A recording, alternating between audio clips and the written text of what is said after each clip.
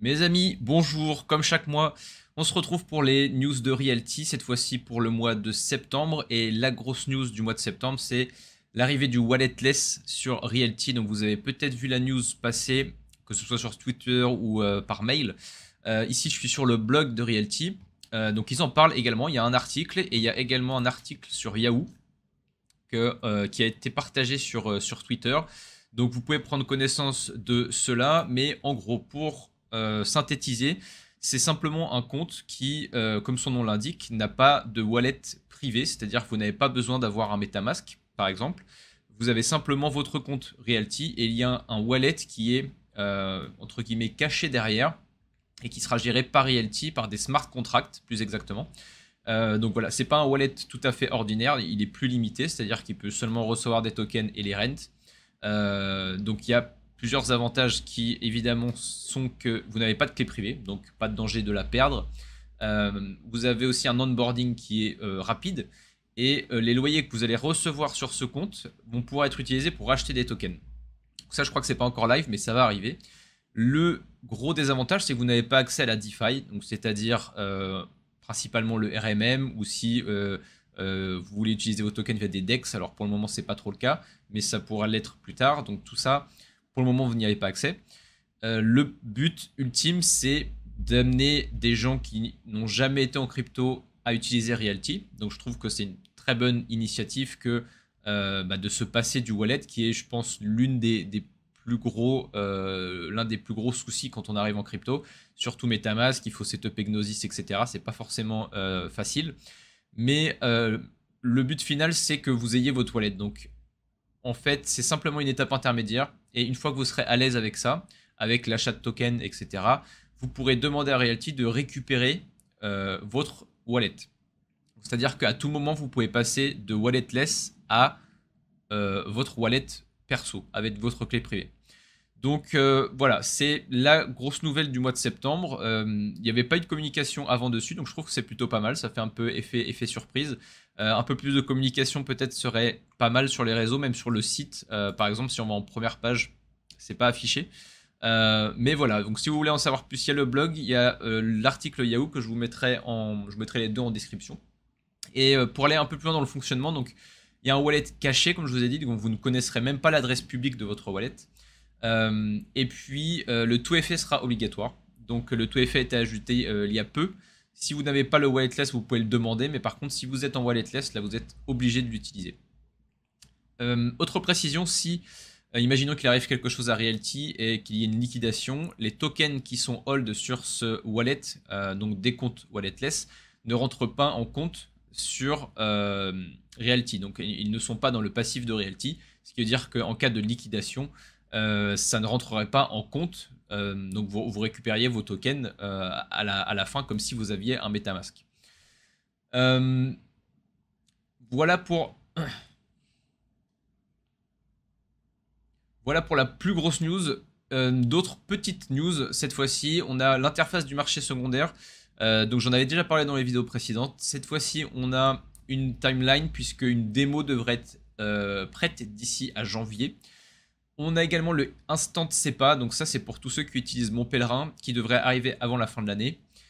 Une meilleure infrastructure sur le site, également, ça fait quelques mois qu'on en parle. Maintenant, c'est toujours en développement, et c'est également pour mieux supporter les pics de connexion. Comme vous le savez, de temps en temps, quand il y a des ventes, ça peut un peu être buggé ou ralenti. Donc tout ça devrait être amélioré sous peu. Le KYB, donc ça c'est pour l'onboarding des entreprises, sera mis en avant. Donc il y a déjà des entreprises en cours d'onboarding, mais il y aura une publicité plus forte faite dans les semaines à venir.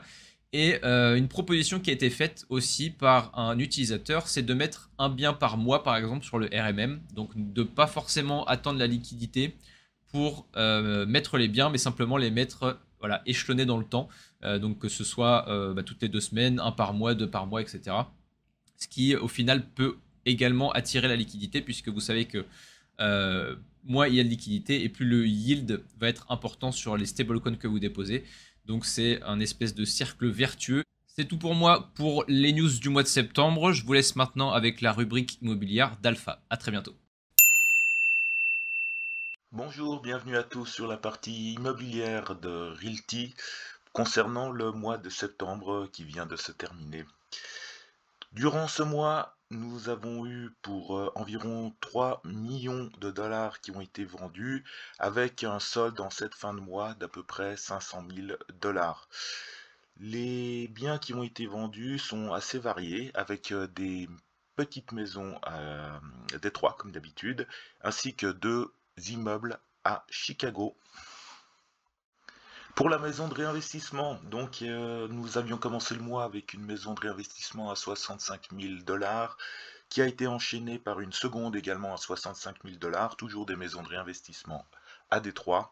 Et en cette fin de mois de septembre, nous sommes en attente depuis un petit bout de temps d'une nouvelle maison de réinvestissement qui devrait arriver sous peu. Le mystère reste entier. En ce qui concerne les travaux, donc en cette fin de mois de septembre, il y a eu un community call immobilier qui a parlé notamment de ces travaux-là. Donc pour Scovel, il y a malheureusement 2 mois et demi de retard à déplorer. Actuellement, nous sommes sur ce chantier en train de fermer les murs et de peindre les logements. Le solde des locations, donc les derniers dossiers des locataires vont être examinés en toute fin de chantier. Il a été arrêté l'idée de ne plus mettre de nouveaux locataires dans cet immeuble qui est en chantier. Pour la salle, il y a également un retard plus léger à déplorer, un retard de 1,5 mois, donc de 1 mois et demi, et ce chantier est actuellement avancé à 80%. Si l'on revient sur l'équipe de bricoleurs et des ouvriers qui sont spécifiquement payés directement par Realty, sur les travaux d'entretien courants, c'est-à-dire quand il y a des petites réparations de plomberie, etc. Cette équipe permet donc, je l'ai expliqué dans des précédentes vidéos, de baisser les coûts. Et cette équipe réalise 80% des travaux d'entretien, ce qui est extrêmement important et qui a vraiment un impact significatif sur l'économie d'échelle qui est déclarée et voulue par Realty. Durant le community call immobilier de ce mois-ci, un point particulier a été abordé, c'est celui de la méthode d'acquisition des biens par Realty et quelle est la stratégie pour y arriver. L'une des stratégies est de fonctionner par cercles concentriques qui apportent des avantages d'échelle.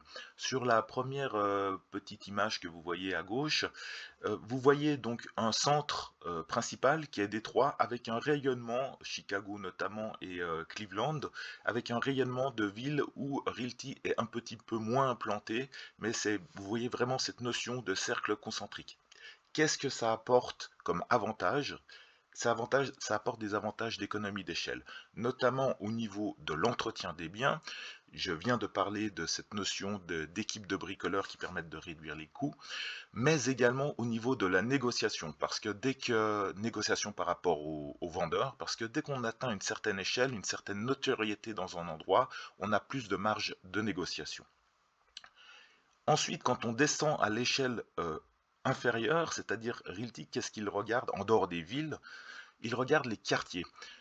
Aux États-Unis, il y a des plans publics d'investissement dans les quartiers et ce qui va être fait précisément dans ces quartiers, par exemple enterrer des lignes électriques, faire des douanes, etc.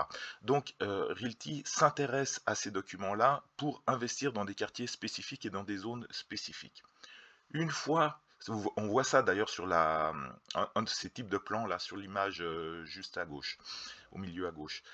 Ensuite, quand on descend encore d'une échelle, le Realty s'intéresse à la rue, analyse la rue, notamment quelles sont les démolitions qui ont eu lieu récemment. Pour rappel, Détroit est une ville qui a été sinistrée, il y a eu beaucoup de maisons abandonnées. Les démolitions qui ont eu, le type de transaction, est-ce qu'il y a eu beaucoup de transactions dans cette rue, quel type de transaction, et ainsi que le type de propriétaires qui ont acheté les biens dans cette rue. Est-ce que c'est notamment des propriétaires patrimoniaux, c'est-à-dire qui vont avoir tendance à conserver les bâtiments, à les entretenir voire les réparer pour les conserver, ou bien si c'est uniquement des propriétaires qui achètent à des fins spéculatives. Évidemment, Realty préfère être dans une rue où il y a des propriétaires patrimoniaux.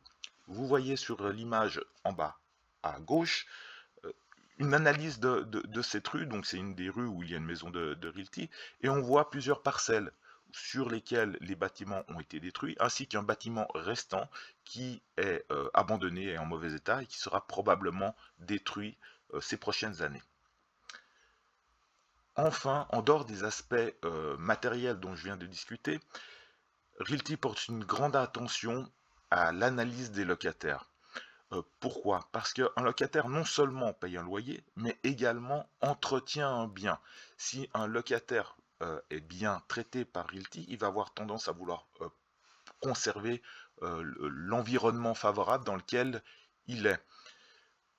Pour l'analyse des locataires, Realty cherche déjà à savoir si c'est un locataire en section 8, S8, c'est-à-dire dont le loyer est payé par des structures étatiques. On s'intéresse également ce qu'on appelle aux États-Unis le credit score, c'est-à-dire c'est une analyse qui sont faites par des organismes financiers sur la solvabilité, sur la déontologie de paiement, s'il y a eu des retards de ce locataire dans des paiements même qui n'ont rien à voir avec l'immobilier, hein, sur des cartes de crédit par exemple. Un autre élément qui est scruté, c'est les sources de revenus, voir si elles sont suffisantes, si elles sont diversifiées, si elles sont stables. Et enfin, un élément également important, c'est si ce locataire a eu à faire face à des évacuations, c'est-à-dire simplement parce qu'il n'a pas payé et qu'il a dû être évacué par un huissier de son logement. Au chapitre des divers, plusieurs autres points également ont été abordés. Je vais les résumer succinctement ici, notamment les types de segments qui ont été touchés par les baisses ou qui vont être touchés par les baisses de prix aux USA. C'est principalement donc les segments du moyen de gamme et du haut de gamme qui ne concernent pas Realty, pour le rappel, Realty se concentre sur le segment des ce qu'on appelle low income, des bas revenus. Ceci apporte des opportunités à Realty et Realty donc s'intéresse à ces nouveaux segments parce qu'il commence à y avoir des rentabilités qui deviennent plus importantes par la baisse d'un éventuel achat. L'inflation aux États-Unis, qui pour rappel est élevée, du même type que celle en Europe actuellement, l'impact de l'inflation a des conséquences sur les loyers qui ont tendance à augmenter. Realty a pris pour optique d'augmenter de manière très modérée, voire pas du tout, les locataires existants, mais également sur les taxes, c'est-à-dire les taxes de propriété qui sont perçues par l'État. Sur ce point-là, Realty va se battre, par l'intermédiaire de sociétés d'ailleurs spécialisées, va se battre pour réduire au maximum ces taxes-là. Durant ce mois, il a été également décrit le déroulement administratif avant une mise en vente, c'est-à-dire tout le processus qui s'appelle en anglais le closing, donc la vente elle-même, ainsi que le timing de celui-ci.